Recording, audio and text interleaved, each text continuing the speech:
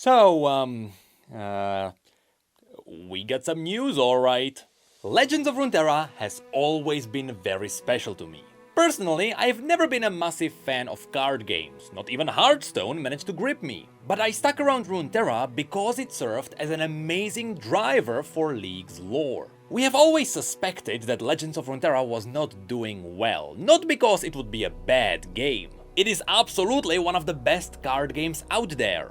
But it's because compared to other card games, or really any games at all, its monetization is incredibly fair. Other card games rely on whales to keep them afloat, but Legends of Runeterra has none of those. There is nothing to whale on because you get everything for free. And when it comes to skins, they can only carry you so far. We'll talk about that in just a moment. So we were always left wondering, where is this heading? And after the update we got yesterday, we now have a decent idea. Because now we know what's happening behind the scenes. It was Dave Guskin, the producer of Legends of Runeterra, who came out to talk about the future of Legends of Runeterra, as well as its community. And as you'll see in this update, he talked about both the good news and the not so pleasant news. He starts by mentioning all the amazing interactions which the devs had with the community. And to be fair, it is true that the devs just go on people's streams and they just free talk about the game. Apparently, the devs loved doing it, and so they will continue doing it more. And if League of Legends taught us anything, it is that this kind of transparency can go a long way. But after that, Dave dove into the main reason why they released this update. So, hold on tight, people. He begins by mentioning that they learned a lot throughout the last year, and now they have a lot of lessons which they would like to share. For example, they've been paying close attention to how people have been playing Legends of Runeterra and how they've been enjoying the content. And that is something that gave them a clear direction, which I have to mention is awesome. To quote them, they've given a lot of thought to how to keep the players excited moving forward. Or to paraphrase it, they are focusing on the fun of gameplay first. Which is where we got our first interesting reveal. A few months after Path of Champions came out, you may remember that Riot released a post where they explained that they would be refocusing back on PvP. Partially it was because PvE didn't have the leverage they were hoping for, but it was also because expanding on Path of Champions in a big way would also require a big investment. However, over time, Riot found out that people already enjoy the base experience of Path of Champions. So, PvE is back, and now they are determined to give us more Path of Champions. This will come in the form of new systems such as the monthly challenges or more endgame. After listening to the community, they learned that they shouldn't be focusing on just PvE or PvP. The best approach would be right in the middle. Next, when it comes to PvP, they quickly went through the fact that they successfully rebuilt the PvP ecosystem, which was done with the help of the Daily Rumble, Runeterra Opens, and the new Path to Worlds. As a result of these, they got a lot of positive feedback from the community. And mainly, people seem to be enjoying the community tournaments and events. So they will continue giving people more tools for gauntlets and tournaments, while staying connected with the community to help them run these events.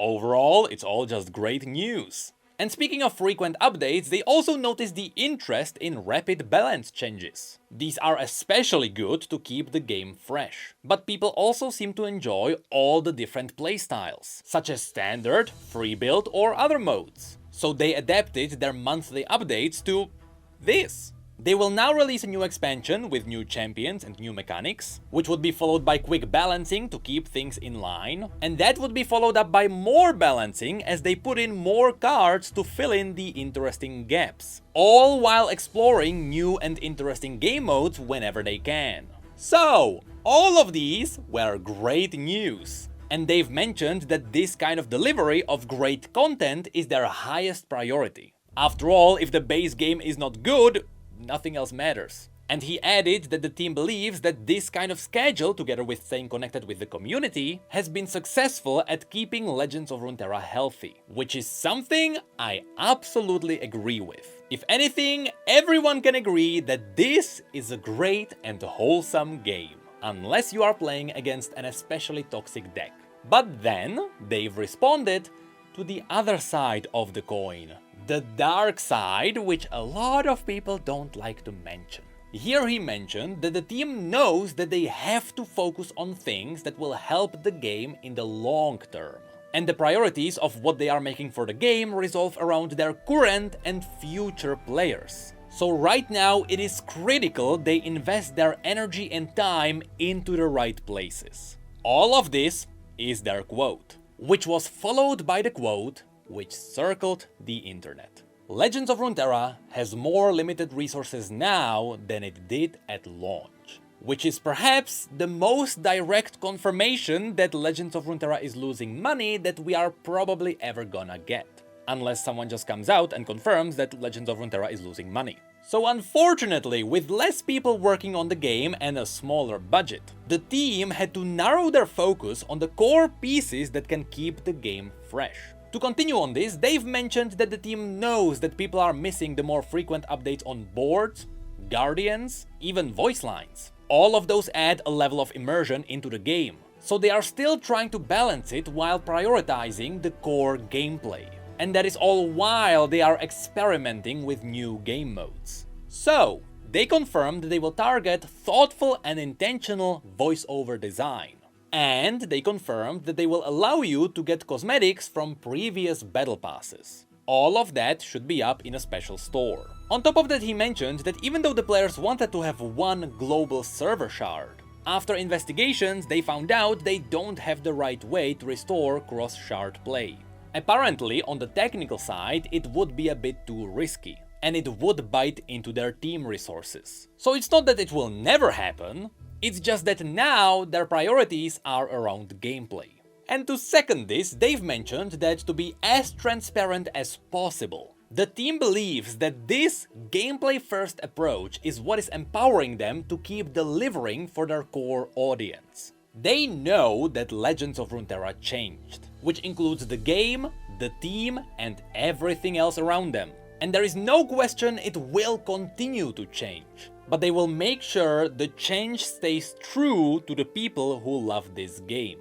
At the end here, he assured everyone that they are still committed to this game as much as they have always been. So by the end of the year, we should expect some new Path of Champions with new endgame content, but also the newly evolved successor to Expeditions, which is where they've asked everyone to chip in with their feedback. They are ready to listen to feedback, and they are ready to give people what they would love to see in the game.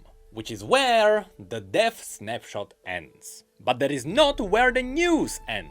Going around the internet and reading all the AMAs and Q&As, we actually learn a bit more about the monetization. I didn't realize this, but apparently Legends of Runeterra has gone without a new Guardian or a new board for almost a year now. So we did get a statement on that.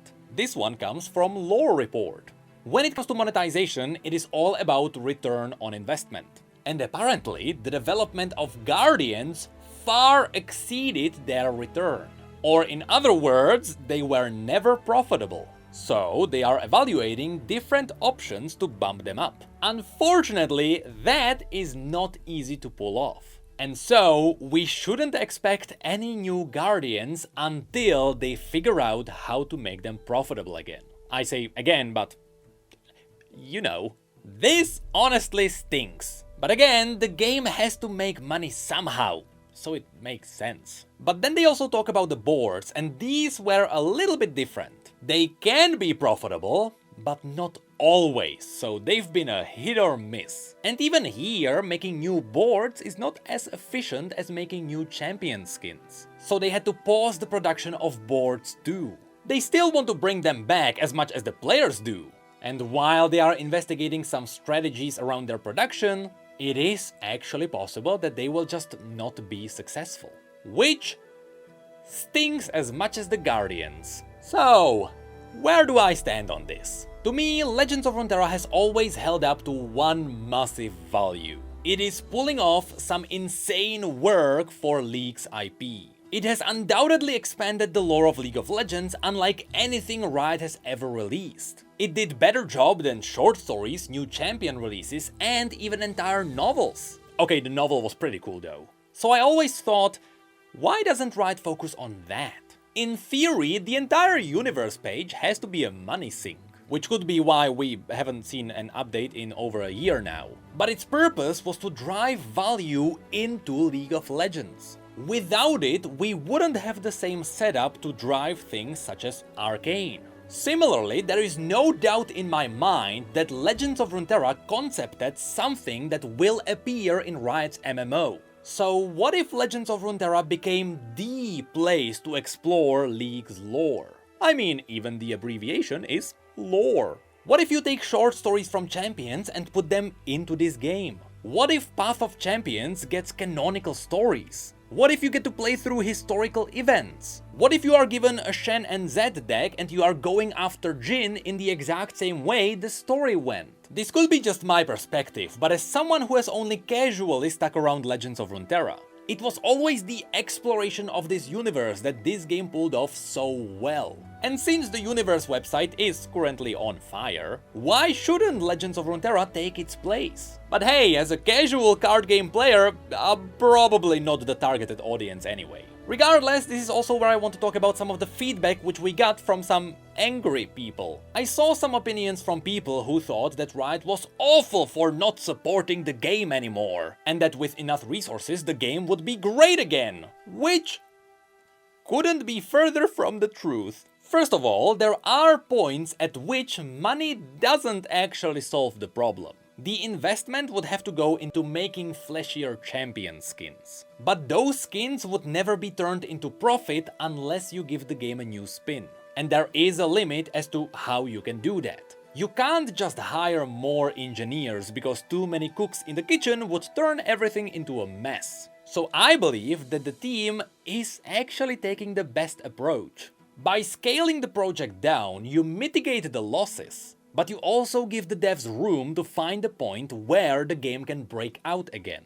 And after you find that sweet spot, you can start scaling things up again. In a way, if you think about it, this is kind of what happened to TFT.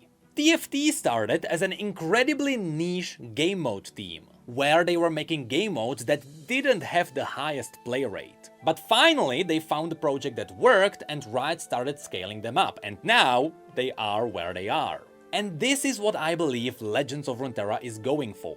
They focus on what the community loves and they try to evolve around that. Also, to all the people who are mad that Riot is scaling things down, you have to realize that no free-to-play game, or in fact, no game at all, would stay up if it was not profitable.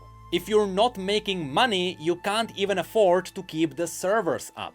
So as much as it sucks, you have to treat a game like a business, at least in some ways. Because otherwise, you can't even keep the service live. My view on all of this is the exact opposite. Riot has my respect for not shutting the game down at the first sign of a hiccup. That's what some other companies would do. May I bring up Heroes of the Storm? Who knows what would have happened if Blizzard kept it up and they pivoted away from a MOBA? What if they were the first ones to give it the arena game mode? So instead, Riot realizes the value this game holds. They know it is a massive piece of the Runeterra universe, and they are giving it more chances despite running into obstacles. Ultimately, Legends of Runeterra did hurt itself with its incredibly fair monetization. Compared to other card games that strangle you out of all your money so you can build a reliable deck, Legends of Runeterra gives you nearly everything for free. Also, there are no random card packs, you just get what you want. Which unfortunately is not proving to be the best way of keeping the monetization of this game in the green. So since they decided not to lock gameplay behind paywalls, the devs had to rely on selling cosmetics, namely card packs, guardians, boards, and champion skins. But from these, unlike in League of Legends where you can buy multiple champion skins for multiple champions that you play, or in TFT where the entire board and the little legend are incredibly interactive, the cosmetics in Legends of Runeterra don't feel as satisfying. Unless you are building the cosmetics around specific decks, in most cases the players just get one card pack, one board and one guardian which they like, and they never purchase another cosmetic. And even there, compared to TFT, the boards and the guardians are not nearly as interactive. You can't control the Guardian and run around the board. So in comparison, both the Little Legends and the TFT boards just provide far more immersion. So, when it all boils down, right now it seems like selling champion skins is the only way Legends of Runeterra can make some profit. Which needs to change, and that is one of the big challenges which the team doesn't want to prioritize. They still want to focus on gameplay first, but it is an issue they have to deal with in one way or another.